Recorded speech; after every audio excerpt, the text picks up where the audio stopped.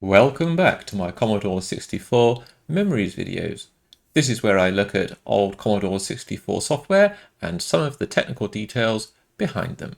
Today we have Little Computer People, published in 1985 by Activision, coded by David Crane, and the musician was Russell Lieblich. I'm having a look at the tape version because unfortunately I could not find a working disc version anywhere. So we started with a nice early Nova load, and now we just have this black screen with a little counter going on in the background. This was one of those kind of crazy, really very different pieces of software that was published way back in the early days of computer games. The idea was that there were little computer people inhabiting your computer, and this program would let you create a house where you could see one of them interact in their house and help them look after their pets and things like that. It was definitely a bit experimental. Whizzing ahead a little bit, we get these colour bars during loading, which kind of indicates that most of the data should have loaded, but it actually loads quite a lot. If I remember correctly, the tape version was a little bit cut down compared to the disc version. There's quite a lot of data and code squeezed into the C64's memory. This was available for several different computer platforms at the time. When the game starts on the tape version, you're asked to enter the time of day, hours, minutes, and then AM or PM. The game runs through kind of like a 24-hour cycle. Not in real time, of course. But this main game display is quite colourful, right? It's quite endearing. We have some nice detailed sprites. And there we go, straight away we can see that we have a graphics map bitmap in bank 2. It looks like it's in the second half of bank 2, so it's in the memory range of 6000 in hex onwards, up until 7FFF, of course. We can see some changing data, which is not bitmap data, up at the beginning of that second bank there. That's almost certainly the sprites. It's running quite a lot of code. If we have a look at the memory debug view, let's go through the different banks. There we go. Of course, the visible bank that's used for the bitmap also has the visible sprites in their bank. We can see from the graphics debug map there that the sprites are updating, so it's a dynamic sprite animation. And also little parts of the bitmap, so say for example the record player does animate in the bitmap as well. So these sprites for the main game display are actually quite interesting. We seem to have a multicolored sprite on top of what looks like a single colored, kind of like an outline, or at least a solid background color. These sprites here, because they're doubled up and because the Commodore 64 sprites have inherent priority, one in front of the other, then you can actually have one sprite in front and the other one behind. So you can, if you choose the colors correctly, say for example create a black outline. But if you can see here, look, there's the animating record deck, which is animating behind the player sprite, or rather the little person sprite, little computer people sprite. Let's adjust this graphics map so we're not looking at all of the other data in the first half of the bank. We're just going to look at the bitmap data, and we're going to zoom into that, and I think we can probably just zoom into the sprite data as well, just to really reduce the screen real estate which is used for these debug windows.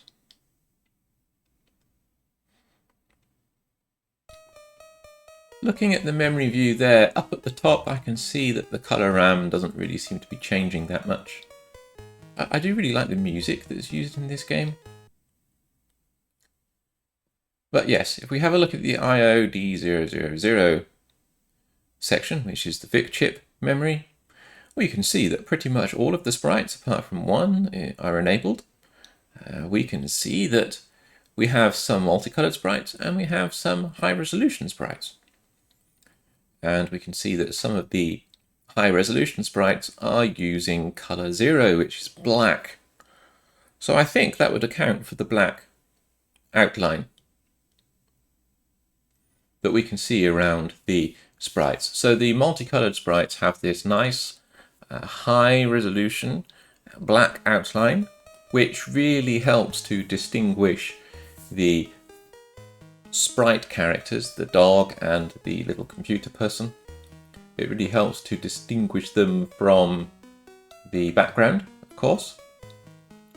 The background is a multicolored bitmap, so it's actually quite colourful in of itself. So I think the artist probably made a decision here to make the sprites over the top of that kind of like pop out by adding that very nice high resolution background there.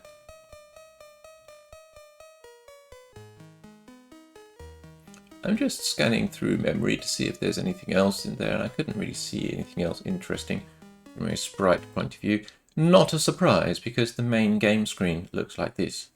Right, the main game screen actually doesn't pretty much change in this tape version anyway. Let's change the graphics debug map for the sprites there to be high resolution rather than multicolored. So the multicolors on the Commodore 64 sprites are made by pairing up pairs of bits for each choice of multicolors. But you can also choose to have the sprites in high resolution mode, where you have high resolution pixels but only a choice of one color and then the background transparent color, right? It's interesting to note that when the person went through that door earlier on, I could see that the person's dynamic sprites were updated to reflect that change. So the sprites were being masked by masking the sprites out in the dynamic sprites.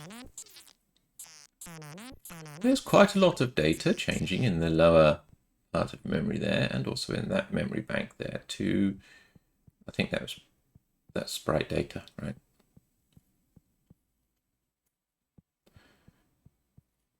I'm just looking through the graphics map in text screen mode here, just to see if we can see anything encoded with the ROM character set, and yeah, here straight away I can see that there's a good few memory pages actually. It looks to be like 1.5 kilobytes of words separated by some other kind of like binary data, but I can see lots of different words here.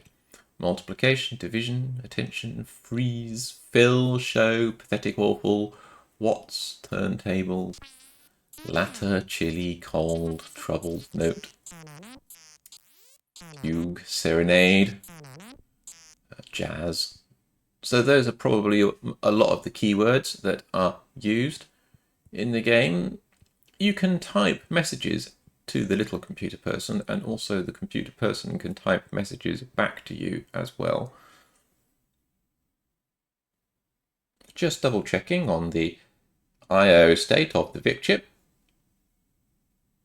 So those sprite pointers there are the frames, the sprite frames, that the VIC chip is being told to render from the second bank in the VIC chip's in the main computer RAM actually, but it's addressable by the VIC chip. So let's calculate the address of one of those sprites in memory. Need to add on 4000 in hex to that number, and there we go. We've got what looks like the person's head, and then that's the black outline. So the dots are solid pixels and the stars are transparent pixels. The machine code monitor is really very useful in Vice for showing sprite graphics and also character graphics as well in that debug view.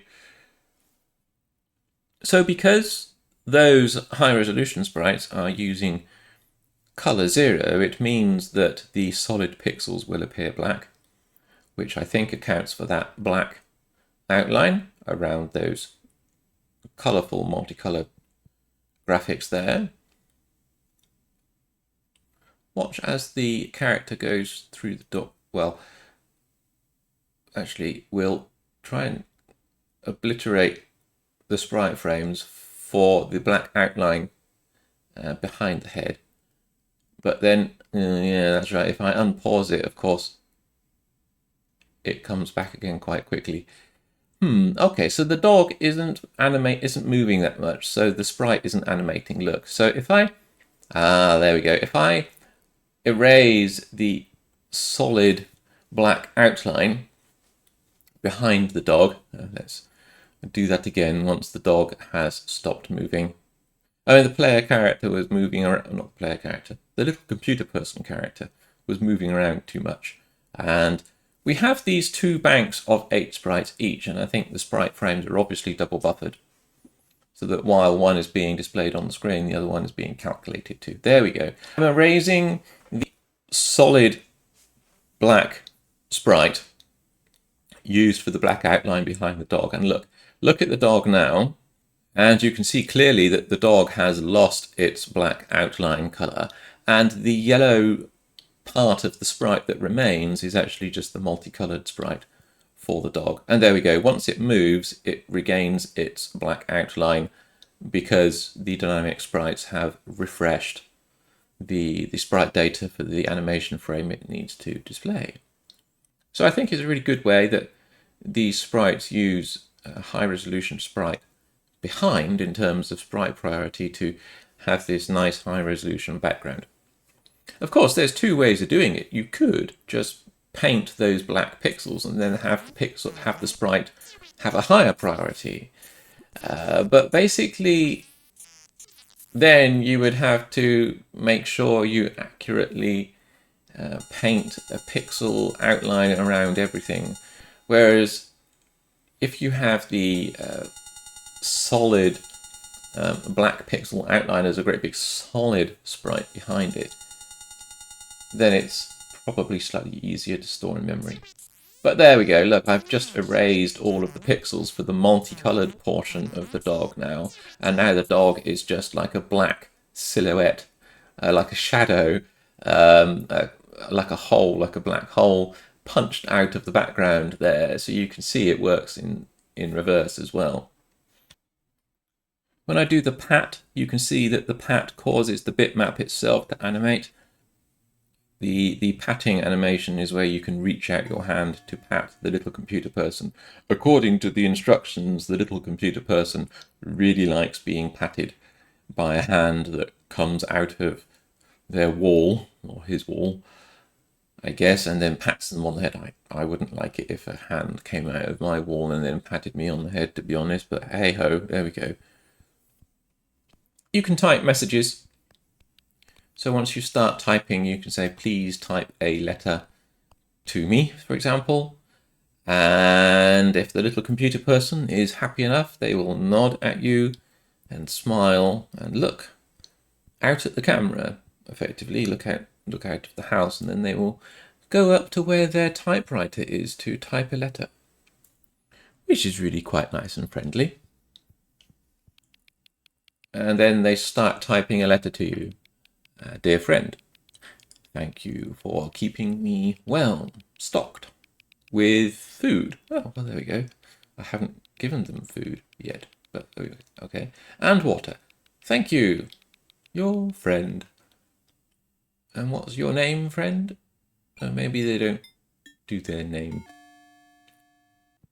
When I had this way back in the day on tape, of course, because I didn't have a disk drive until much later, I found this really intriguing. I used to leave it on for hours and hours and hours and hours, just checking in and watching it and seeing what the little computer person was doing. I would leave the volume turned up so I could hear what they were doing in the house. All sorts of things. I probably let this play along in the background for quite a long time, I think. But then again, I was quite young at the time.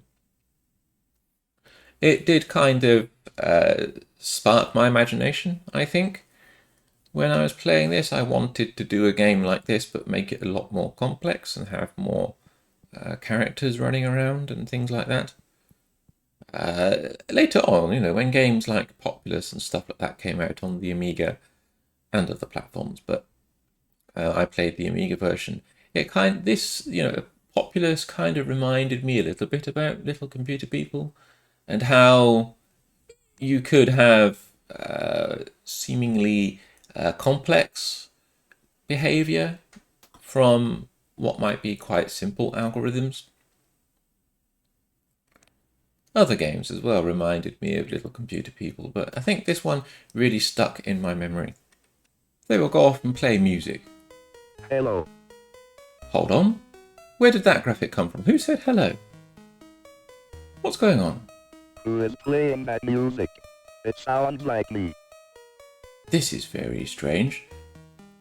One of the Little Computer People have just escaped from the Commodore 64 emulator. Now where's he walking to? Say no peeking. What do you mean no peeking? I was just looking at the memory. That's better. That's better? What's better? Do you know how long I have been stuck on this tape? Well, I'm sorry, but it happens. This computer is so much bigger. This computer is so much bigger than the Commodore 64. Yeah, you're quite correct. Hey, don't close all the windows. Now what are you doing? This is not good behavior, is it? Okay. Yes, this is what's called the internet. This looks like a nice place. It is a nice place to live. I want to live here. Okay. Well, you can try and move in. I suppose you're a computer graphic, so you might be able to. Gosh, anyway, I think he's gone now. I think I've got the control of my computer back again. So yes, if you like these kind of technical deep dive videos, then please do consider liking or subscribing to this channel, or sending me a super thanks. They are always very much appreciated. Take care, have a great day, evening or night, wherever you are.